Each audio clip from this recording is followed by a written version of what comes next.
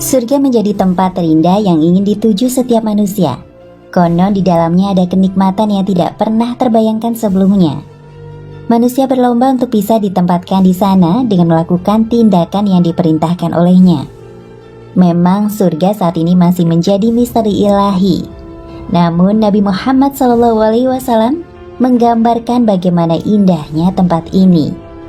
Ada istana yang tidak pernah terbayangkan sebelumnya. Bidadari yang cantiknya tiada tara, buah-buahan yang boleh dipetik kapan saja, sungai, serta batuan indah lainnya. Tapi tahukah Anda bahwa ternyata ada benda-benda dari surga yang keberadaannya sampai ke bumi kita? Salah satu di antaranya bahkan ditemukan di Indonesia. Apa saja kelima benda tersebut? Berikut ulasannya.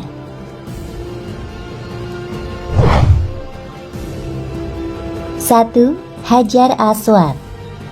Hajar Aswad sangat familiar bagi umat Islam.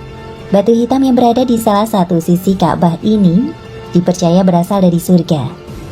Berdasarkan hadis, Hajar Aswad dibawa langsung oleh malaikat Jibril alaihi salam dan diserahkan kepada Nabi Ismail alaihi salam dan Ibrahim alaihi salam sewaktu membangun Ka'bah. Dari Abdullah bin Amru berkata, malaikat Jibril telah membawa Hajar Aswad dari surga lalu meletakkannya di tempat yang kamu lihat sekarang ini.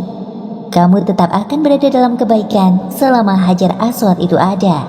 Nikmatilah batu itu selama kamu masih mampu menikmatinya, karena akan tiba saat di mana Jibril datang kembali untuk membawa batu tersebut ke tempat semula. Hadis riwayat Al-Azraqi. Rasulullah SAW bersabda, Hajar Aswad turun dari surga. Batu tersebut begitu putih, lebih putih dari susu. Dosa manusialah yang membuat batu tersebut menjadi hitam. Hadis riwayat Tirmizi 877. Hajar Aswad adalah batu dari surga. Batu tersebut lebih putih dari salju. Dosa orang-orang musyriklah yang membuatnya menjadi hitam. Hadis riwayat Ahmad 1307.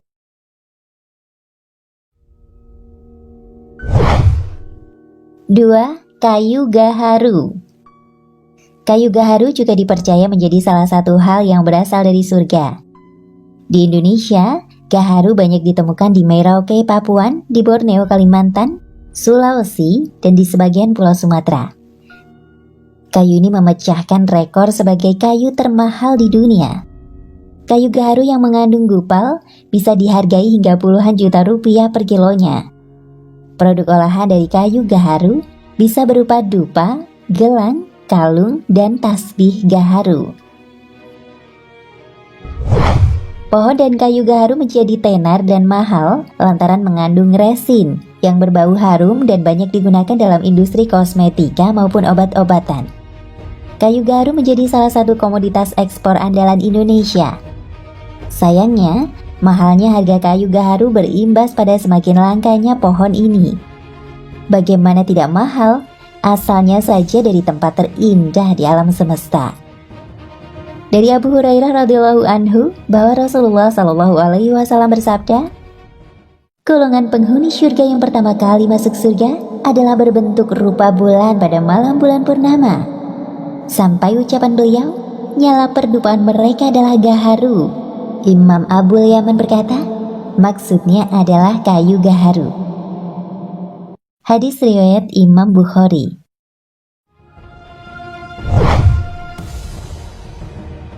3. Batu makam Nabi Ibrahim. Batu ini terletak di sisi Ka'bah. Dahulunya menjadi pijakan Nabi Ibrahim ketika membangun Ka'bah. Menariknya, batu ini layaknya katrol yang membantu pembangunan gedung bertingkat pada era kini. Ketika Nabi Ibrahim perlu meletakkan batu-batuan dan tanah pada tempat yang tinggi dari Ka'bah, maka Nabi hanya cukup berdiri di atas batu makom tersebut. Sehingga batu tersebut mengangkat Nabi ke atas, dan ketika selesai, maka ia turun pula dengan sendirinya ke bawah, hingga mendekati Nabi Ismail yang berada di bawah untuk mengambil batu-batuan bangunan. Pada batu tersebut masih tampak bekas kedua telapak kaki Nabi Ibrahim. Dahulunya batu ini memancarkan cahaya putih seperti Hajar Aswad. Namun Allah telah memadamkan cahayanya, karena seandainya cahaya tersebut masih ada, digabungkan dengan cahaya batu Hajar Aswad, maka akan menerangi seluruh bagian yang ada di antara ufuk timur dan ufuk barat. Tentang Hajar Aswad dan Makom Ibrahim ini, Rasulullah Shallallahu Alaihi Wasallam bersabda, rukun Hajar Aswad dan Makom Ibrahim adalah dua batu aki yang diturunkan dari surga yang telah Allah redupkan sinarnya. Kalau seandainya tidak demikian, niscaya sinarnya akan menyinari seluruh penjuru dunia dari timur sampai ke barat.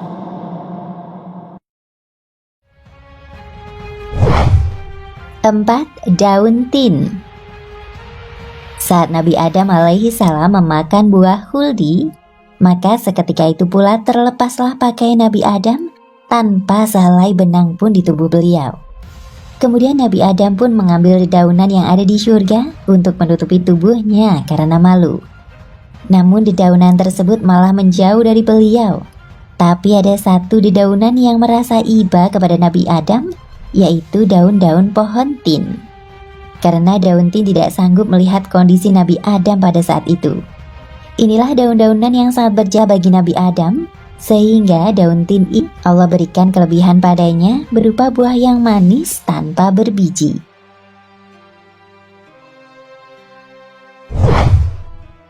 5. Cincin Nabi Sulaiman.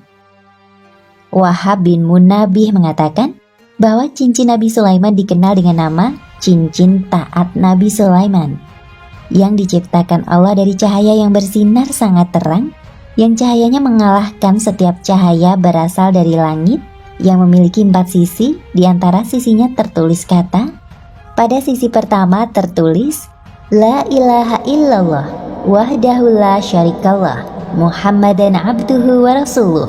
Artinya, tiada Tuhan selain Allah, tidak ada sekutu baginya, Muhammad adalah hamba dan rasulnya. Pada sisi kedua tertulis Allahumma malikal mulki tu'til mulka man tasya wa tanzi'ul mulka man tasya wa tu'izu man tasya wa tuzilu man tasya. Wahai Allah yang memiliki kerajaan, Engkau berikan kekuasaan kepada yang Engkau kehendaki, dan Engkau hinakan orang yang Engkau kehendaki. Pada sisi ketiga tertulis kullu syai'in halikun illallah. Artinya, segala sesuatu akan musnah kecuali Allah. Pada sisi keempat tertulis Tabarakta ilahi la syarika laka. Artinya, Maha suci Engkau wahai Tuhanku yang tidak ada sekutu bagimu.